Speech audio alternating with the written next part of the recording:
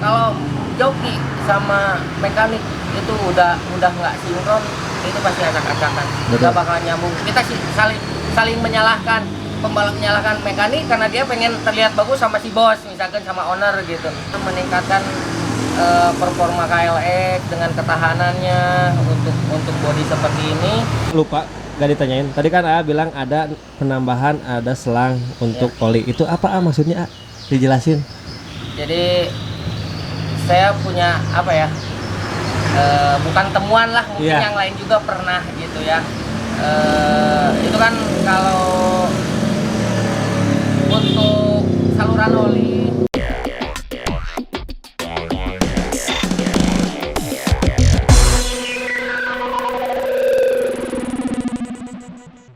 kalau joki sama mekanik itu udah nggak sinkron, itu pasti acak-acakan, nggak bakalan nyambung. Kita sih saling menyalahkan, pembalap menyalahkan mekanik karena dia pengen terlihat bagus sama si bos, misalkan sama owner gitu.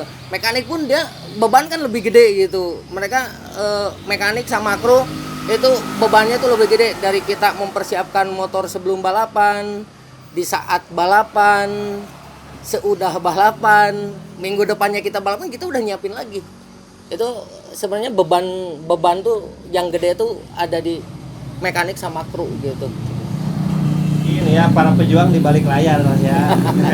Ini terakhir, pertanyaan terakhir. AA dari nol sampai jadi seperti ini membutuhkan waktu berapa lama? Sebenarnya saya bikin motor ini karena mungkin saya dulu tahun 2018 saya sempat bikin KLX gini juga, yang sebelumnya saya bikin KLX Kimcil yang bodi kecil-kecil gitu. Terus 2018 waktu si bos fokus ke ikut power track, kita bikin sebelum punya Ninja kita bikin KLX seperti ini juga.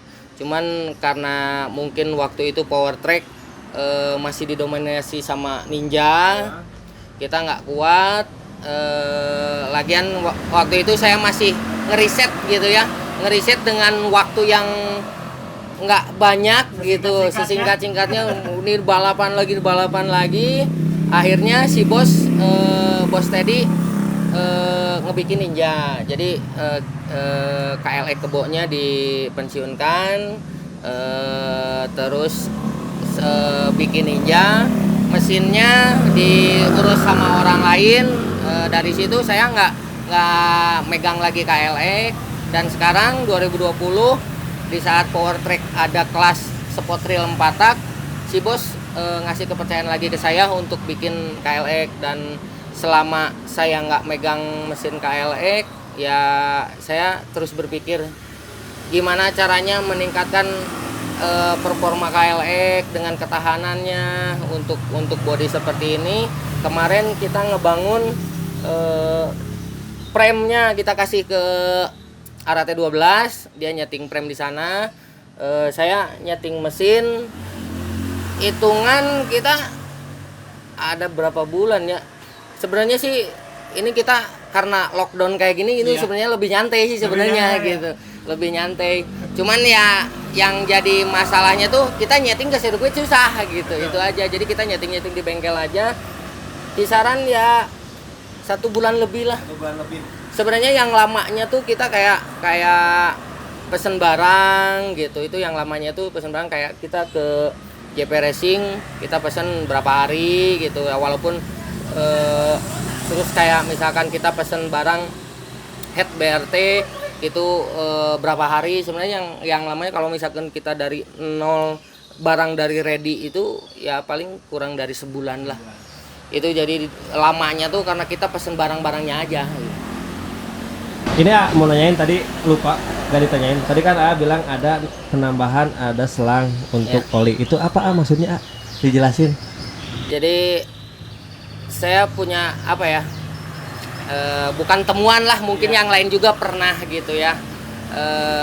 Itu kan kalau untuk saluran oli, untuk melumasi oli yang di belakang piston itu kalau KLX dia cuman mengandalkan cipratan dari krek as yang ada jalur dari pompa oli itu ke krek as untuk melumasi setang piston, tapi di samping itu juga dia berguna untuk ngelumasi piston bagian belakang. Nah, itu kita dari dulu gitu. Kalau misalkan KLX, bikin KLX itu berapa lap itu udah ngedrop, berapa lap udah ngedrop. Kadang kalau misalkan di sirkuit maksimal tuh 8 lap lah, 7 lap dia masih bertahan. Itu dulu kalau caranya tuh dulu kita kleren setang piston kita longgarin, cuman kan itu resiko.